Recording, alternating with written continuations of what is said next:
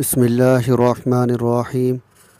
نماز ظہر کے بعد سونا ایک راز ہے، لوگ نہیں جانتے 90%۔ نبی کریم صلی اللہ علیہ وسلم کا فرمان لازمی سنیں۔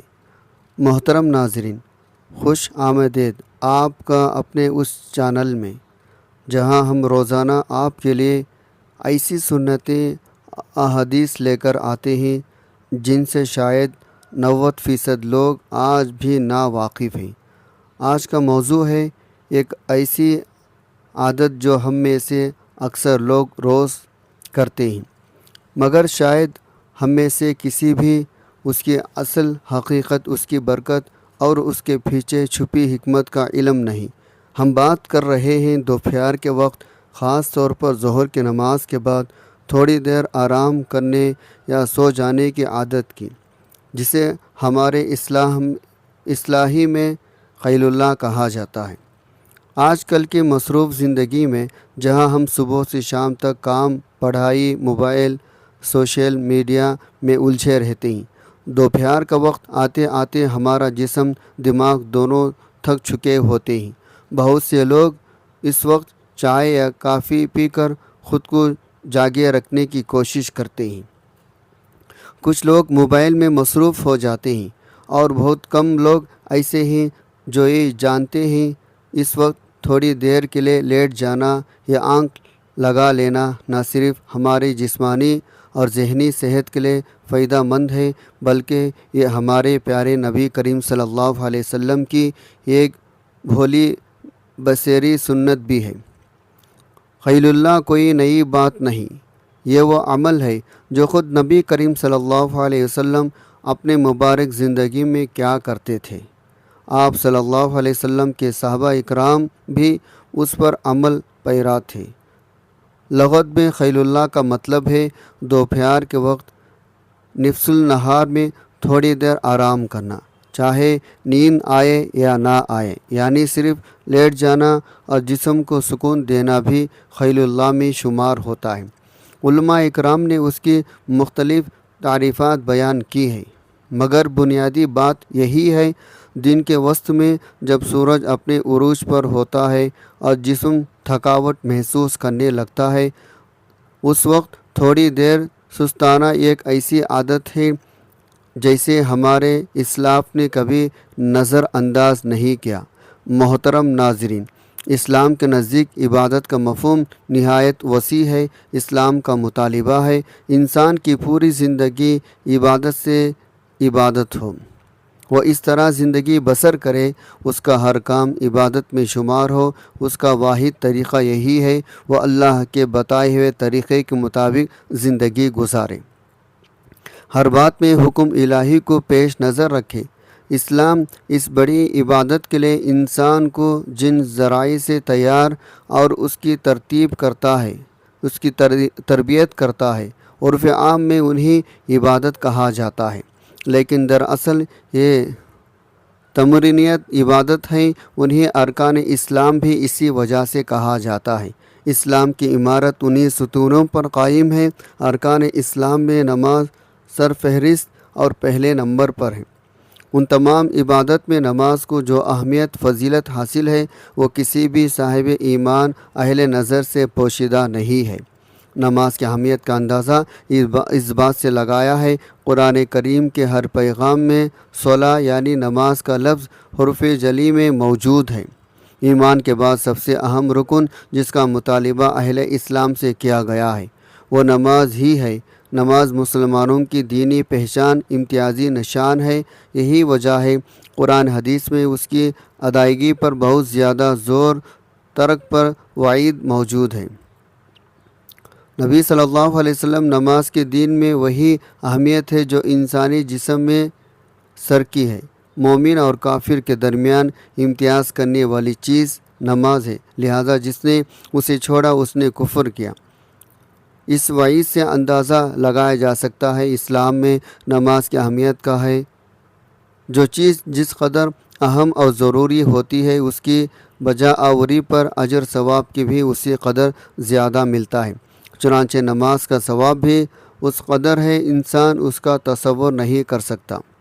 اس کے پیچھے بھی ایک شاندار وجہ ہے جس کا مظاہرہ سفر معراج میں اس وقت ہوا جب حضرت محمد صلی اللہ علیہ وسلم اللہ سے ملاقات کے لیے وقت کی انتہائی مختصر حصے میں 7ویں آسمان سے بھی آگے تشریف لے گئے تھے۔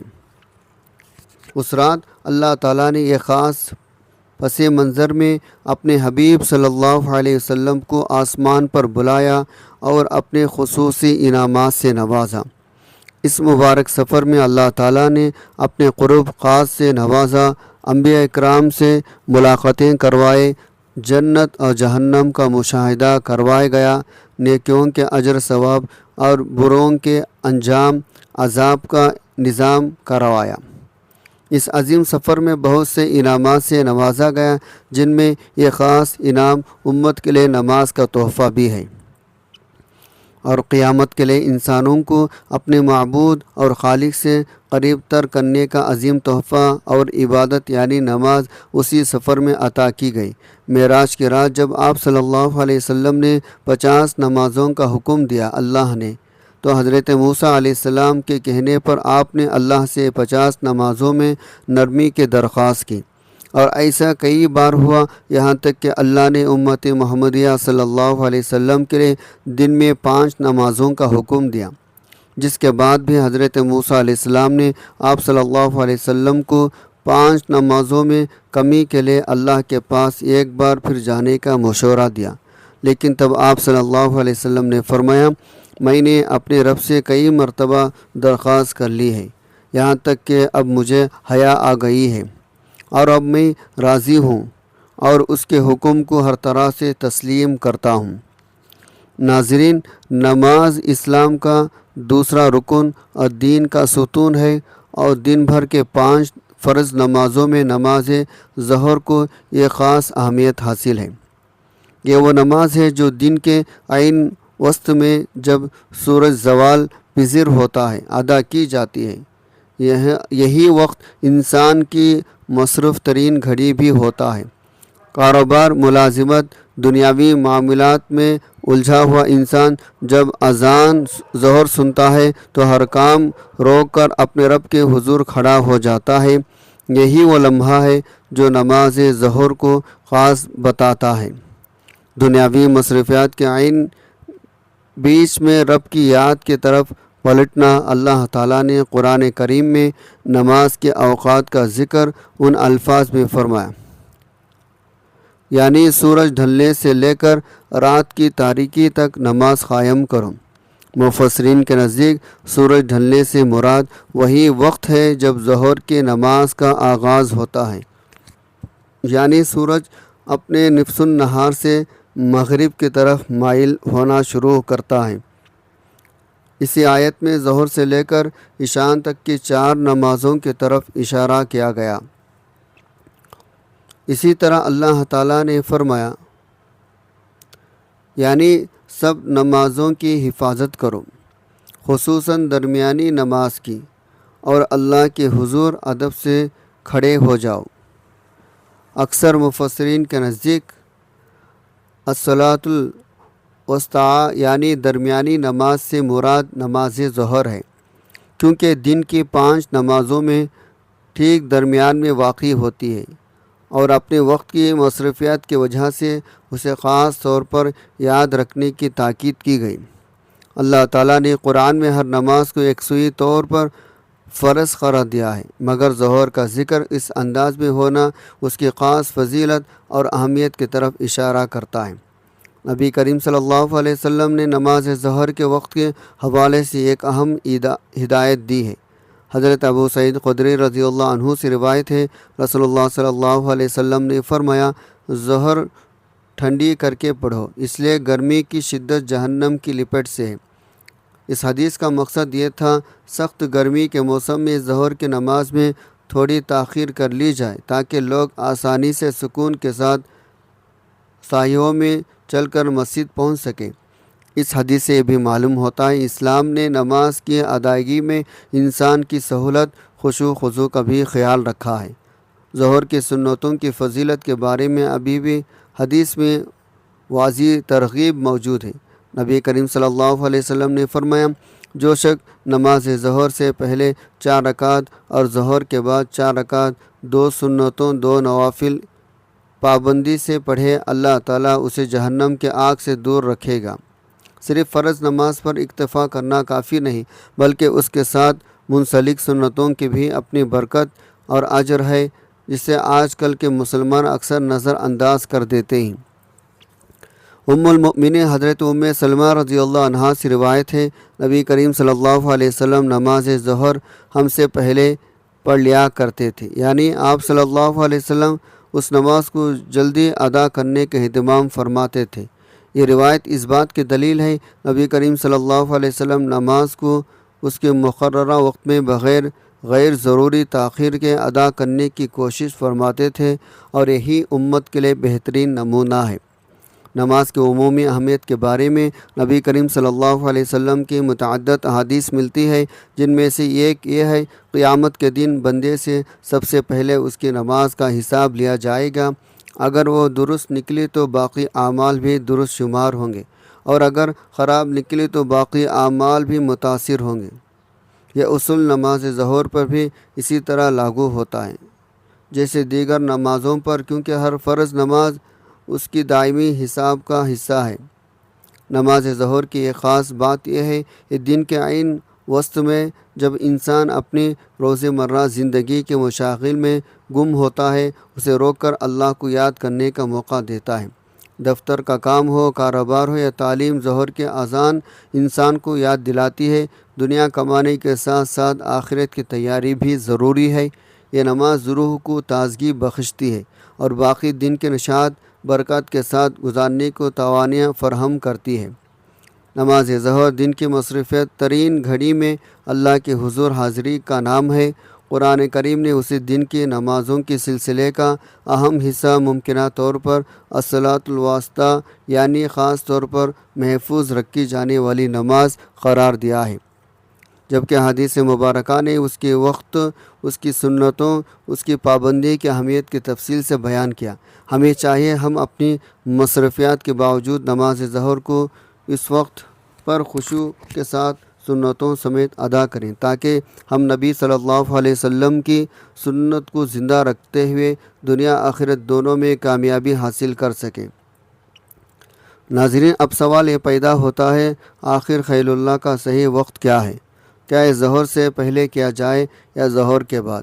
اس بارے میں علماء کے درمیان تھوڑا سا اختلاف پایا جاتا ہے۔ عام دنوں میں نبی صلی اللہ علیہ وسلم کے دور میں لوگوں کا معمول یہ تھا، وہ ظہر کی نماز سے پہلے دوپہر کا کھانا کھاتے اور اس کے بعد خیل اللہ کرتے تھے، تاکہ نماز کے وقت وہ بیدار اور تازہ دم ہو۔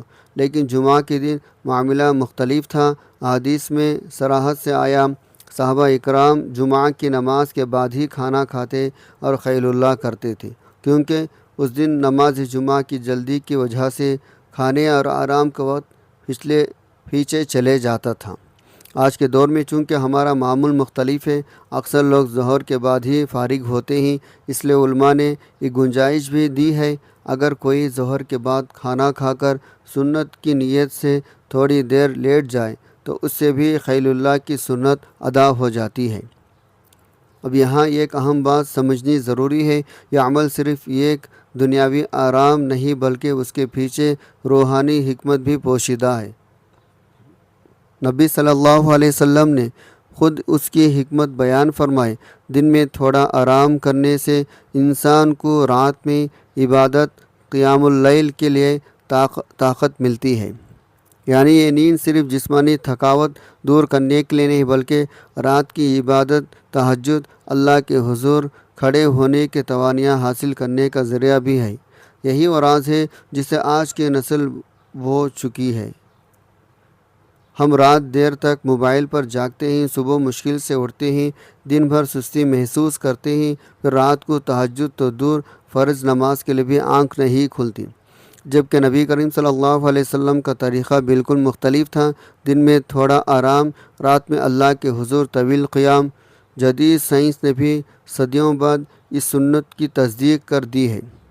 مختلف تحقیقات، جن میں یونیورسٹی آف لیڈرز کی تحقیق بھی شامل ہیں، بتاتی ہے دن کے وقت مختصر نیند یا آرام دماغی تھکن کو دور کرتا ہے، انسان کے مسائل حل کرنے کی صلاحیت کو بہتر بناتا ہے، بلڈ پریشر کنٹرول کرنے میں مدد دیتا ہے، دل کی بیماریوں فالج کے خطرے کو کم کرتا ہے، ذہنی دباؤ یعنی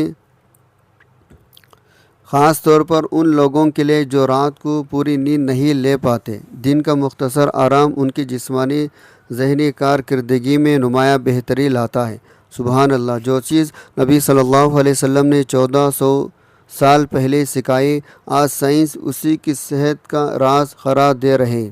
یہی وجہ ہے آج ہم اس ویڈیو میں تفصیل سے بات کریں گے۔ خیل اللہ کیا ہے، اس کے بارے میں کیا حدیث میں وارد ہوئی ہے، قرآن کریم میں نیند آرام کے بارے میں کیا اشارے موجود ہیں، اسلامی تاریخ میں اس سے متعلق کیا واقعات ملتے ہیں، آخر میں ہم اس سنت کو اپنی زندگی میں کیسے شامل کر سکتے ہیں۔ اگر آپ چاہتے ہیں آپ کی راتیں عبادت سے معمور ہو، آپ کا دکان نشاط توانیات سے بھرپور ہو، اور آپ اپنے پیارے نبی صلی اللہ علیہ وسلم کی ایک ایسی سنت پر عمل کریں جسے آج کل کے مسلمان تقریباً بھول چکے ہیں، تو اس ویڈیو کو آخر تک ضرور دیکھیں، اور وہاں اگر یہ چینل آپ کو پسند ہے تو سبسکرائب کرنا تاکہ آپ کو ہماری آنے والی ہر ویڈیو کا نوٹیفیکیشن ملتا رہے۔ نبی کریم صلی اللہ علیہ وسلم نے ارشاد فرمایا، یعنی سحری کے کھانے کے ذریعے دن کے روزے کے لیے مدد حاصل کرو، اور دوپہر کو تھوڑی دیر آرام کر کے رات کے قیام تہجد کے لیے مدد حاصل کرو۔ حضرت انس رضی اللہ عنہ سے روایت ہے، وہ فرماتے تھے ہم جمعہ کی نماز جلدی پڑھتے ہیں، اس کے بعد خیل اللہ کرتے تھے۔ صحیح بخاری 940۔ یہ حدیث ثابت کرتی ہے خود صحابہ اکرام رضی اللہ عنہم اپنے معمولات میں دوپہر کے آرام کو ہمت دیتے تھے، اہمیت دیتے تھے۔ حضرت سہیل بن سعد رضی اللہ عنہ فرماتے ہیں ہم نبی صلی اللہ علیہ وسلم کے ساتھ جمعہ کی نماز پڑھتے، پھر خیل اللہ ہوتا تھا، اور یہ بھی فرماتے تھے ہم دوپہر کا کھانا خیل اللہ جمعہ کی نماز کے بعد ہی رکھتے تھے۔ اس بات کی واضح دلیل ہے یہ عمل خود نبی صلی اللہ علیہ وسلم کی موجودگی میں انجام پاتا تھا۔ امام بحقی رحمۃ اللہ علیہ شعب الایمان میں نقل کیا ہے، نبی کریم صلی اللہ علیہ وسلم نے خیل اللہ کی حکمت بیان کرتے ہوئے فرمایا، دن کے سونے کے ذریعے رات کی عبادت پر قوت حاصل کرو۔ یہی وہ بنیادی نقطہ ہے جس پر آج کا پورا موضوع کھڑا ہے۔ دن کا آرام رات کی عبادت کی طاقت کا ذریعہ ہے۔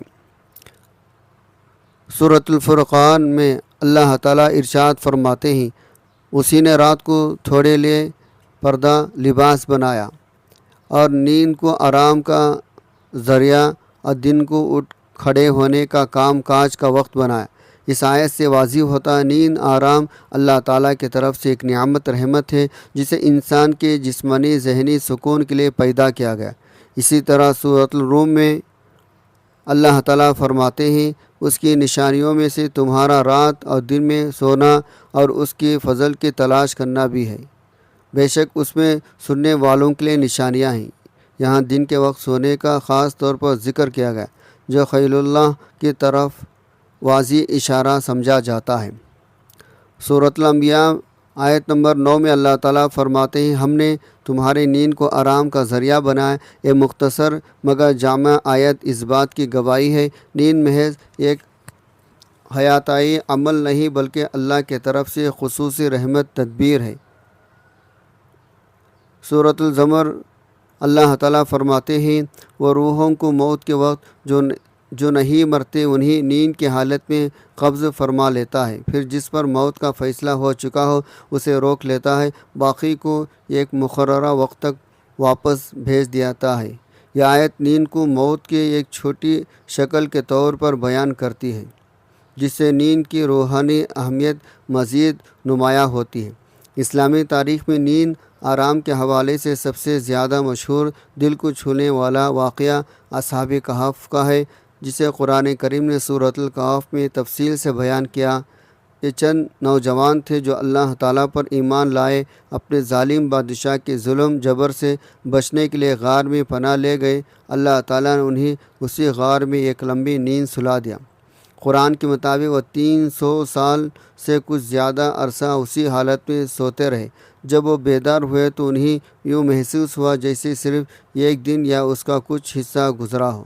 یہ واقعہ ہمیں سکھاتا ہے نیند محض ایک عام سا جسمانی عمل نہیں بلکہ اللہ تعالیٰ کی قدرت کا ایک عظیم مظاہرہ ہے، جس میں وقت، جسم، روح سب اللہ کے حکم کے تابع ہے۔ اسی طرح نبی صلی اللہ علیہ وسلم کی سیرت میں یہ بات بھی مذکور ہے۔ سفر کے دوران نبی صلی اللہ علیہ وسلم خلیل اللہ فرمایا کرتے تھے۔ حضرت ابو قتادہ رضی اللہ عنہ کی والدہ کا واقعہ جو صلح حدیبیہ کے موقع پر پیش آیا اس بات کی گواہی دیتا ہے۔ نبی صلی اللہ علیہ وسلم صحابہ اکرام سفر جیسے مشکل حالت میں بھی اگر موقع ملتا تو دوپہر کے وقت تھوڑا آرام کر لیا کرتے تھے۔ یہ ظاہر کرتا یہ عادت محض سہولت کے وقت کی نہیں بلکہ ایک مستقل اسلامی طرز زندگی کا حصہ تھی جسے مشکل حالت میں بھی ترک نہیں کیا جاتا تھا۔ پیارے ناظرین، آج ہم نے دیکھا ایک ایسی عادت جسے ہم اکثر معمولی سمجھ کر نظر انداز کر دیتے ہیں، یعنی دوپہر کے وقت تھوڑی دیر آرام کرنا۔ دراصل ہمارے پیارے نبی صلی اللہ علیہ وسلم کی یہ قیمتی سنت ہے۔